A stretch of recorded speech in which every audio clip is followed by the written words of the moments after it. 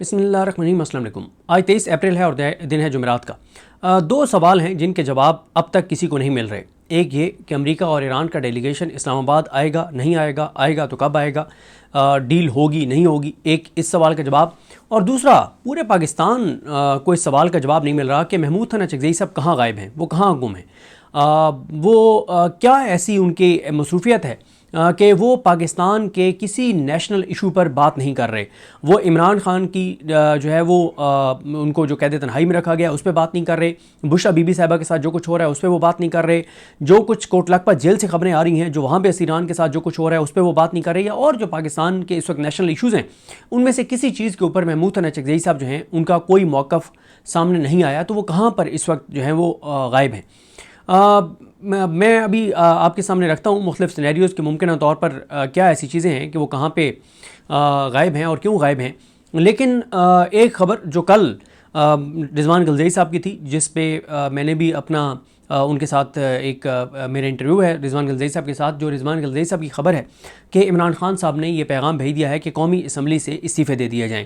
तहरीक इंसाफ की जानिब से अभी तक इसकी तस्दीक नहीं की जा रही कि ये ख़बर दुरुस्त है या गलत है। तहरीक इंसाफ का कोई ऑफिशियल मौक़िफ़ नहीं आया, ना ही इमरान खान साहब की फ़ैमिली की तरफ से इस पर कोई मौक़िफ़ आया है कि आया सलमान सफदर साहब ने उनको ये बात बताई है या नहीं बताई, और ना ही सलमान सफदर साहब ने इसके ऊपर कोई कमेंट किया है कि आया ये ख़बर दुरुस्त है या गलत है। अभी तक ज़ाहिर है जो रिजवान गलज़ई साहब का सोर्स है उसको ही हमने उसके मुताबिक ये है कि उनका ये दावा है कि इमरान खान साहब ने ये पैगाम भिजवा दिया है कि कौमी असम्बली से इस्तीफ़े दे दिए जाएँ। अच्छा, इमरान खान साहब ने अगर ये कहा होगा तो क्यों कहा होगा? देखें, होना तो ये चाहिए था कि तहरीक इंसाफ के जो MNAs हैं उनके पास ये प्रोटेक्शन होती कि हम क्योंकि MNA हैं तो हम ज़्यादा बेहतर तरीके से एजिटेशन कर सकते हैं।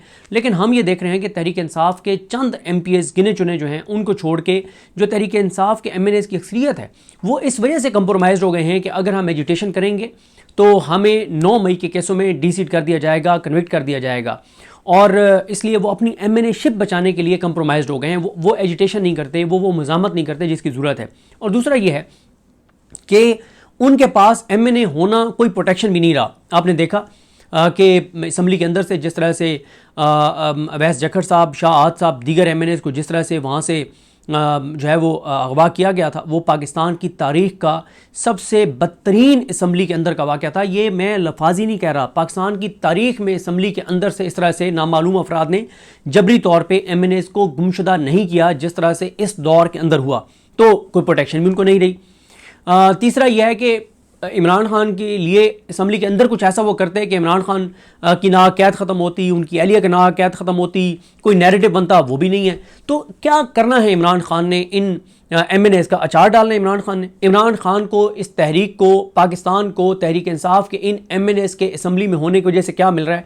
मेरा नहीं ख्याल कि कुछ मिल रहा है। अगर इमरान खान साहब ने ये फैसला किया है तो मैं ये समझता हूँ कि ये इमरान खान साहब का बिल्कुल दुरुस्त फैसला है। और अगर साथ एक और फैसला भी इमरान खान कर लें, और वो ये है कि वो ये अनाउंस कर दें कि जितने लोगों को 8 फरवरी 2024 को टिकट मिले थे, अगली बार इन सब में से किसी को इस बुनियाद पर टिकट नहीं मिलेगा कि क्योंकि 2024 में भी इसको टिकट मिला था तो अब भी इसको मिलेगा, दोबारा से इस चीज़ को देखा जाएगा। तो ये एक दूसरा इमरान खान का दुरुस्त फैसला होगा।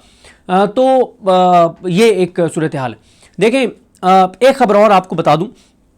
नईम अशरफ भट्ट साहब ने खबर दी कि इमरान खान साहब जो हैं उन्होंने तो खैर नाम बताया कि इमरान खान साहब हामिद खान साहब से, इंतज़ार पंजोता साहब से, सलमान राजा साहब से नाराज़ हैं। जो मेरे पास खबर थी, जो मैंने 8 और 9 अप्रैल की दरमियानी रात मैंने एक वीडियो की थी जिसमें मैंने बताया था कि इमरान खान का जेल से पैगाम आ गया, और उसमें मैंने ये खबर उस वक्त आपके सामने रखी थी 8 और 9 अप्रैल की दरमियानी रात, जब मैंने ये बताया था कि इमरान खान साहब ने सलमान राजा साहब को ये पैगाम भेजा है कि वकीलों को बिठा के बताओ कि मैं तुमसे नाराज़ हूँ। और ये ख़बर इससे पहले भी, जो रेगुलर आप लोग मुझे सुनते हैं, इससे पहले भी मैं एक बार आपको ये बता चुका हूँ कि मेरे पास ये कंफर्म खबर है। ये मेरे पास कंफर्म खबर है। मैं 3-4 महीने से आपको बता रहा हूँ कि मेरे पास ये कंफर्म खबर है कि इमरान खान अपनी लीगल टीम से भी नाराज़ हैं और ओवरऑल अपने वकला से भी नाराज़ हैं। अच्छा, मैं ये नहीं कह रहा कि वो स्पेसिफिकली इंतज़ार पंजोता साहब से नाराज़ हैं या हामिद खान साहब से नाराज़ हैं या सलमान राजा साहब से नाराज़ हैं। मैं स्पेसिफिकली आपको नहीं ये किसी शख्सियत का कह रहा, मैं ओवरऑल बता रहा हूँ कि इमरान खान साहब अपनी लीगल टीम से भी नाराज़ हैं, वकला से भी नाराज़ हैं। इमरान खान क्यों नाराज़ हैं? इमरान खान ये कहते हैं कि, और ये बात भी मैं 18 बार आपको बता चुका हूँ कि इमरान खान ये कहते हैं इनको कि मुझे भी पता है कि जो है वो एक हद तक ही आप मज़ामत कर सकते हैं इस वक्त पाकिस्तान के हालात को, मुझे पता है, लेकिन कम से कम अदालतों में जाके बैठो। और इमरान खान कैटेगोरिकल अपनी बहनों के जरिए जब उनकी मुलाकातें हो रही थी 2 दिसंबर से पहले तक कई बार पार्टी को ये पैगाम भिजवा चुके हैं कि वकीलों को कहो कि अदालतों में जाकर बैठ जाएं और वो उस वक्त तक ना उठे जब तक जो है वो मेरे केसेस ना लग जाएं, क्योंकि उनको एनआरओ नहीं चाहिए, डील नहीं चाहिए। वो कहते हैं कि अदालतों को कहो कि मेरिट पे फैसले करें। आप ये देखें कि तहरीक इंसाफ के वकला कभी आपको नहीं नजर आया कि वो जाके अदालत में बैठ जाएं। एक है जाना, खाना पूरी करना, खाना पूरी करके निकल आना, वो एक अलग चीज़ है। कभी आपने नहीं देखा होगा कि तहरीक इंसाफ के वकला जाके अदालत में बैठ जाएं कि हम बैठे हैं, शाम हो जाए, रात हो जाए, पूरा मीडिया फोकस हो जाए, खबरें आ रही हों, जी बैठे हैं, उनको निकालने की कोशिश हो रही है, लाइटें बंद हो गई हैं, मतलब इस तरह की खबरें आना शुरू हों, एक नैरेटिव तो बने। लेकिन ऐसा पीटीआई के वकला नहीं करते। आपने पिछले 4-5 माह में नहीं देखा होगा, जब से इमरान खान को मुकम्मल तौर पर आइसोलेट कर दिया गया है, कि पीटीआई के वकला जाके जस्टिस जाहिया खान की अदालत के अंदर जाके बैठ जाएं, कहें कि हमने उठने नहीं है। नहीं ऐसे करते। तो इमरान खान इनको कहते हैं कि तुम जाओ अदालतों के अंदर बैठो ताकि नैरेटिव तो बने, ताकि अदालतें एक्सपोज तो हों। लेकिन पीटीआई के वकला ऐसा नहीं करते, जिससे इमरान खान नाराज हैं। अब आप एक और चीज़ देखें, इस वक्त पूरे पाकिस्तान के अंदर इमरान खान की सपोर्ट के बगैर किसी छोटे से छोटी बार का इलेक्शन भी कोई उम्मीदवार नहीं जीत सकता। 2 ही सूरतों में कोई उम्मीदवार किसी बार का इलेक्शन जीत सकता है, या उसके साथ इमरान खान का नाम जुड़ा हुआ हो, या जिसके साथ इमरान खान का नाम जुड़ा हुआ हो वो उनके अंदर 2 लोग ऐसे हों जो कहें कि मैं इमरान खान का उम्मीदवार हूं, दूसरा कहे कि मैं इमरान खान का उम्मीदवार हूं, या जो डिजर्व करता हो उसको पीटीआई सपोर्ट ना करी हो, किसी और को करी हो और तकसीम हो जाए वोट। उस सूरत में कोई और जीत सकता है, वरना सिर्फ पूरे पाकिस्तान में वही किसी बार का इलेक्शन जीत सकता है जिसके साथ इमरान खान की सपोर्ट हो। क्योंकि जिस तरह से पूरे पाकिस्तान के अंदर इस वक्त इमरान खान की 70-80% पॉपुलैरिटी है, तो वकील भी तो इसी मुआशरे का हिस्सा है। तो वकला के अंदर भी, खासतौर पर यंग वकला के अंदर 70-80% इमरान खान की पॉपुलैरिटी है।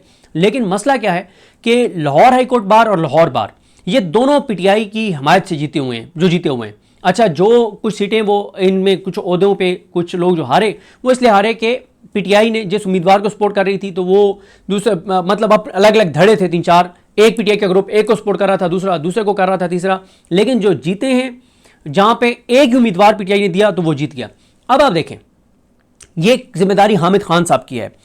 लाहौर बार और लाहौर हाई कोर्ट बार ने पिछले दिनों में एक प्रेस कॉन्फ्रेंस तो की, बड़ी जारहाना, लेकिन एक बार भी ऐसा नहीं हुआ कि लाहौर हाई कोर्ट बार के वकला ओहदेदारान ओपन कोर्ट में जस्टिस आलिया नीलम के सामने गए हों कि आप क्यों बेगुनाह पीटीआई के गुजरांवाला के वर्कर्स के केस नहीं लगा रही। वो एक बार भी उन्होंने जाके नहीं कहा कि मैडम आपकी अदालत हसान न्याजी, ब्रिगेडियर जावेद अकरम के केसों के साथ ये कर रही है, मैडम आपकी अदालत और आपके मातहत जो अदालतें हैं इसदाद दहशतगर्दी की, वो डॉक्टर यास्मीन राशिद, उमर सरफराज चीमा, इजाज चौधरी साहब, मियां महमूद रशीद साहब, शाह महमूद कुरैशी साहब, उनके केसों के फैसले नहीं कर रहे मैडम, ये कर रही हैं आपकी मातहत अदालतें। ये है टाइमलाइन, ये है सूरत हाल। एक बार भी लाहौर हाई कोर्ट बार के ओहदेदारान ओपन कोर्ट में जस्टिस आलिया नीलम के सामने नहीं गए। तो क्या इस पे हामिद खान साहब को जवाब नहीं देना चाहिए, या जिन लोगों ने उनको नॉमिनेट किया क्या उनको जवाब नहीं देना चाहिए कि आपने पीटीआई का वोट तो डलवा दिया उनको। उन्होंने इमरान खान को तो छोड़े, पीटीआई के बेगुनाह, चले अव्वल तो इनके केस वकील लगवा सकते हैं, चले मैं कहता हूं इसको छोड़ दें कि ये यास्मीन राशिद साहब वगैरह को भी छोड़ दें। भाई आप कम से कम जो बेगुनाह पीटीआई के वर्कर्स हैं गुजरांवाला वाले, जिनमें कोई प्रोमिनेंट बंदा नहीं है, उनके तो जमानतें करवा दें। 5-5 साल की उनको सजाएं हैं और 3-3 साल उनको होने वाले हैं जेल के अंदर, और उनकी जमानत की दरखास्तें नहीं लगी। इससे बड़ी इंसानी हकूक की पामाली क्या हो सकती है? और कोई बात नहीं है। तो इमरान खान नाराज हैं, अपनी लीगल टीम से भी नाराज हैं। अपनी लीगल टीम को क्या कहते हैं कि भाई नई केसेस लगते, लेटर लिखो, दरखास्तें डालो, नैरेटिव बनाओ, इंटरनेशनल मीडिया के लिए नैरेटिव बनाओ कि ये कर रही है पाकिस्तान की अदालतें। एक साबिक वज़ीर-ए-आज़म और उसकी अहलिया के लिए उनकी लीगल टीम, जिस लीगल टीम को 30 करोड़ रुपए से ज्यादा की फीसें मिल चुकी हैं, वो नैरेटिव उनके लिए नहीं बनाते। भाई नई केसेस आप लगवा सकते, ना लगवाएं, नैरेटिव तो बनाएं, चीखें तो सही, चिल्लाएं तो सही, रोएं तो सही, आहो बका तो करें, कोई सिस्कियां तो आपकी सुनाई दें, कोई नैरेटिव तो बने, कोई मजलूमियत का नैरेटिव बने, कोई अदालतों की नाइंसाफी का नैरेटिव बने। ये वो नैरेटिव भी नहीं बनाते, और उसकी वजह यही है कि वो नहीं चाहते कि उनके तल्लुकात ख़राब हों जजेस के साथ, क्योंकि ज़ाहिर है उन्होंने तो ये इमरान खान के केस से थोड़ी लड़े हैं, उन्होंने तो और भी आगे केसेस लड़ने हैं, उनका तो करियर है। तो वो इमरान खान की खातिर क्यों जजेस से पंगा लेंगे कि कल को उनकी जो और केसों में वो पेश होते हैं उनमें उनको वो रिलीफ ना मिले, क्योंकि अदालतों के अंदर इस वक्त कोई इंसाफ तो हो नहीं रहा। सिर्फ ये देखा जाता है, मैं कभी आपको बताऊँगा कि एक केस था, उसमें उन्होंने बहुत बड़ा पाकिस्तान का एक नाम वकील किया हुआ था और नहीं केस आगे बढ़ रहा था। फिर उन्होंने एक ऐसा वकील किया जो उस शोबे में, उस स्पेसिफिक फील्ड के अंदर उसका कोई एक्सपीरियंस नहीं था, कोई उसके अंदर कोई सलाहियत नहीं थी, काबिलियत नहीं थी, लेकिन सिर्फ यह है कि जिस अदालत में उसने पेश होना था उस अदालत का और उनका पीर एक था, वो पीर भाई थे। पीर भाई कहते हैं कि अगर मैं एक पीर का मुरीद हूं और एक और भी बंदा उसी पीर का मुरीद है तो वो कहते हैं दोनों पीर भाई हैं। ठीक है कि मैं जिस पीर का मुरीद हूं ये भी उसी पीर का मुरीद है। तो जज साहब और सामने जो वकील पेश हो रहा था, दोनों पीर भाई थे, तो एक ही पीर के मुरीद थे, तो उसने वो हक में करवा लिया फैसला। मैरिड पे बंदा भी उन्हीं के हक में था, लेकिन मैरिड कहाँ पे होना था, तो वो हो गया। अच्छा खैर जी, अब आते हैं महमूद खान चगेई साहब के टॉपिक के ऊपर। अगर तो ये खबर दुरुस्त है कि इमरान खान साहब ने कौमी असम्बली से इस्तीफों का कह दिया, फिर तो वैसे ही अपोजिशन लीडर के तौर पे वो ज़ाहिर है नहीं रहेंगे। दूसरा यह है कि अगर ऐसा नहीं है तो उनकी खामोशी की वजह क्या है। मुमकिन वजूहात में से एक वजह यह हो सकती है कि वो ये समझते हों कि इस वक्त क्योंकि अमेरिका और ईरान के मुज़ाकरात पाकिस्तान के अंदर हो रहे हैं, एक सूरत हाल इस तरह की है, तो ये टाइम नहीं है कि आप एजिटेशन करें, ये टाइम नहीं है कि आप कोई ऐसी चीज़ें करें कि जिससे पॉलिटिकली थोड़ी सी चीज़ें ख़राब हों। और वो एक एज ए सीनियर पॉलिटिशियन, एक मैच्योर पॉलिटिशियन के वो इस निज़ाम को बता रहे हों, इस हुकूमत को बता रहे हों कि देखें इस वक्त जब आप ये किरदार अदा कर रहे हैं और अमेरिका और ईरान के मुज़ाकरात के लिए, तो देखें हम कुछ नहीं कर रहे, तो ये इसलिए कि हम भी चाहते हैं कि जी पाकिस्तान आगे जाए, तो इसलिए हम कुछ नहीं कर रहे।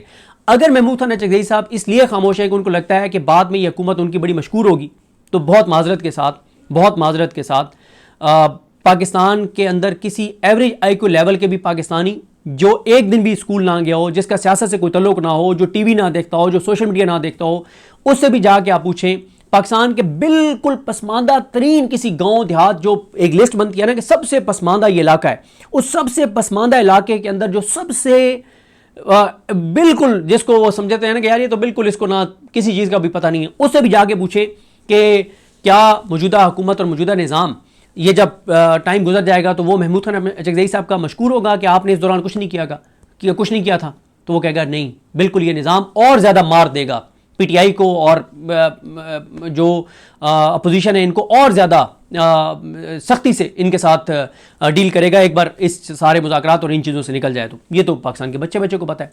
दूसरा, अच्छा एक और बात है, अगर महमूद खान चगेई साहब ये समझते हैं कि ये टाइम नहीं है कि हम कोई ऐसी चीज़ एजिटेशन करें जिससे हालात ख़राब हों, और हम चाहते हैं कि एक सियासी तौर पर इस्तेकाम नज़र आए, कोई चीज़ गलत नज़र ना आए, ताकि ये मुज़ाकरात वाली कहानी आगे चलती रहे, तो महंगाई के ऊपर बात करने से किसने रोका है महमूद खान चगेई को। अब ये ना कि तहरीक तहफ़्फ़ुज़ पाकिस्तान के उनका स्टेचर इतना बड़ा है कि महंगाई तो छोटी मोटी चीज़ है, ऐसे नहीं हो सकता।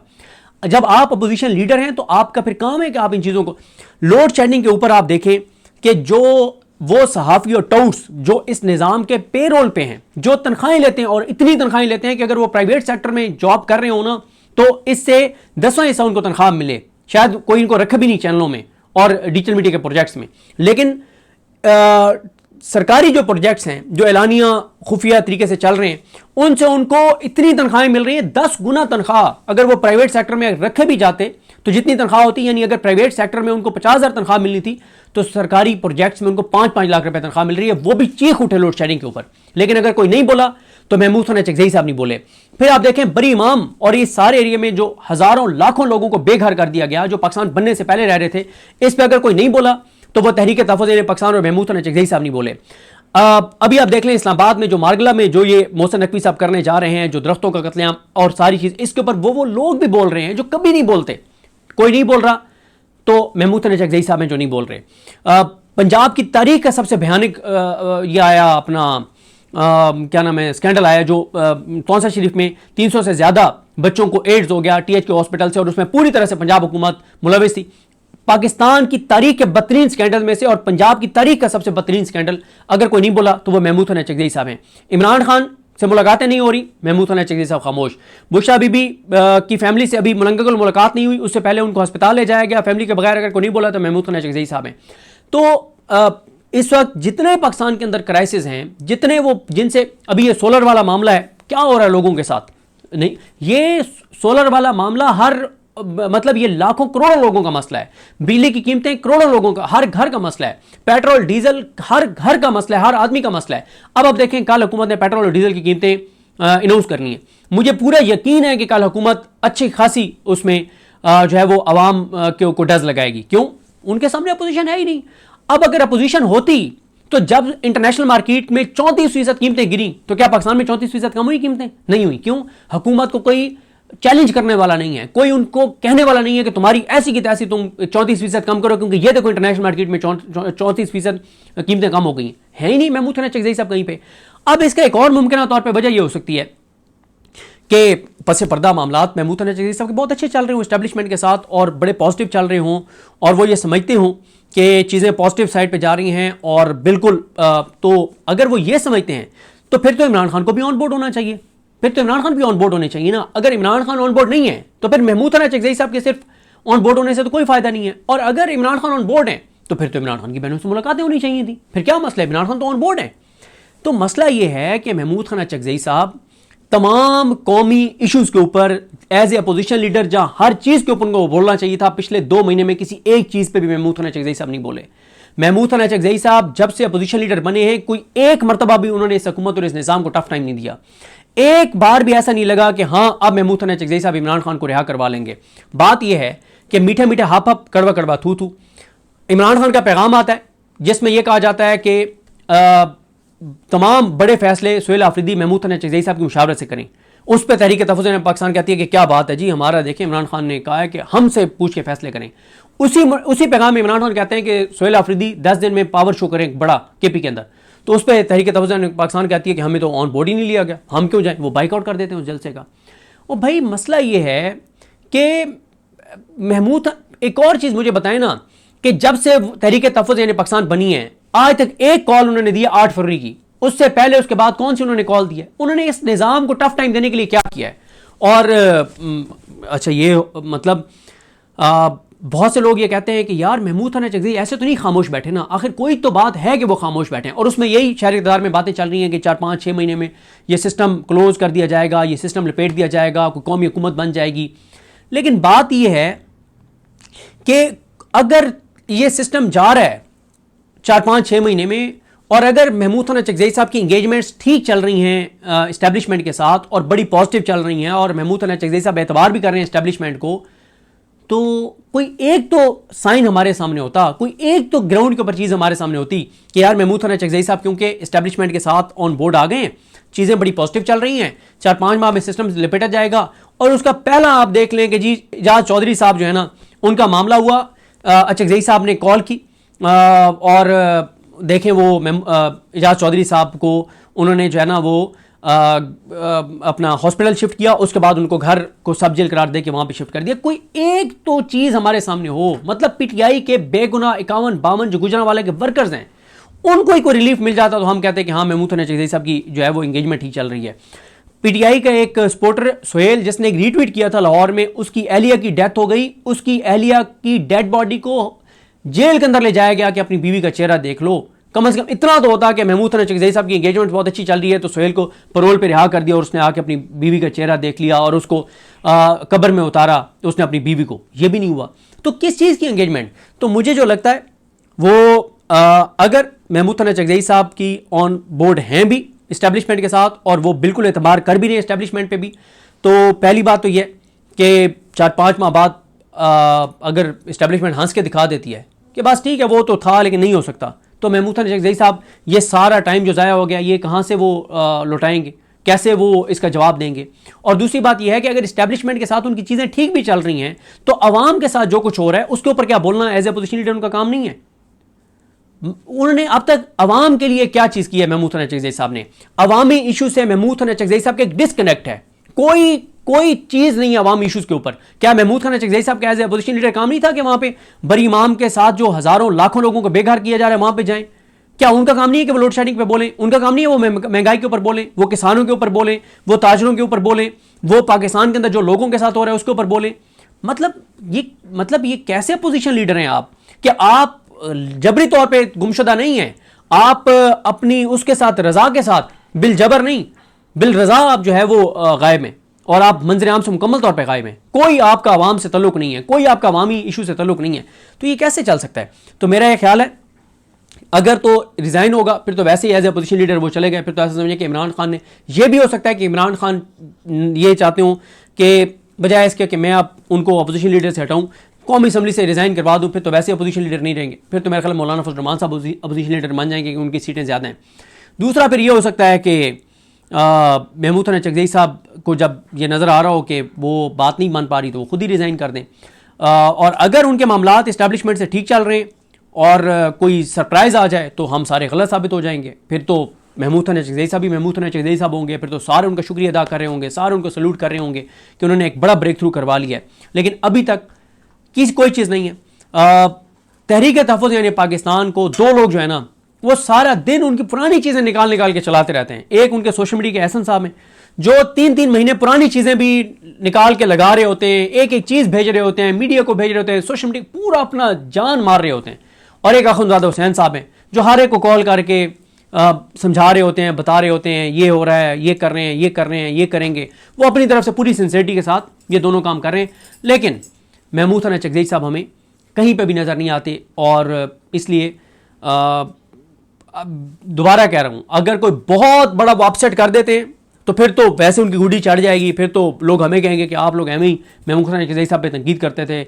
लेकिन ग्राउंड पे भी मेरे सामने कोई चीज़ नहीं है कि उनकी अगर इंगेजमेंट इस्टेब्लिशमेंट के साथ चल रही है तो उस इंगेजमेंट के नतीजे में कोई बड़ा ब्रेक थ्रू हो जाएगा। उसका कोई ना कोई तो आसार होने चाहिए थे, कोई किसी तरह के आसार नहीं है।